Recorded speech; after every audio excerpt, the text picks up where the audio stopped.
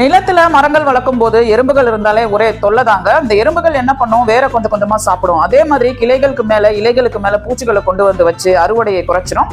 பழமரங்கள்ல பழங்கள் காய்ச்சாலும் அதுல சுவையே இருக்காது. காலப்போக்குல கொஞ்சம் கொஞ்சமா மரங்கள் வந்து இறந்தே போயிடும். இந்த பிரச்சனையில இருந்து தீர்வு காண பழமரங்கள் சுத்தியும் ரஃபீஸ பொடிசா நொறுக்கி நான் போட்டு விட்டேங்க. எறும்புகள் வரிசையா தான் போவோம், கல்லு மேல ஏறி கீறி குறுக்கெல்லாம் போவாது. காலப்போக்குல என்னோட நிலத்துல இருந்து எறும்புகள் அப்படியே வழிய தொடங்கி பக்கத்துல போக ஆரம்பிச்சுது. மழை பெஞ்சாலும் அதிகமான தண்ணி நிக்காது, அதிகமான வெயில் அடிச்சாலும் கல்லு மேலதான் வெயில் பட்டுச்சு ஒழிஞ்சு மண்ணுல படல. அதனால செடிகளோட வளர்ச்சி எல்லாம் அபாரமா இருந்தது. அதனால நான் தொடர்ந்து பூசணிக்காய், வாட்டர் ஆப்பிள் இந்த மாதிரி அறுவடை எடுத்துட்டே இருந்தேன். 2-3 மாசம் கழிச்சு தேவையில்லாத களைச்செடிகள் நிறைய வளர்ந்ததுன்னு சொல்லி வேடர்கள் வந்து இந்த கல்லெல்லாம் எடுத்தாதான் எங்களால வேரோட செடியை புடுங்க முடியும் அப்படின்னு சொல்லிட்டு அந்த கல்லெல்லாம் எடுக்க ஆரம்பிச்சாங்க.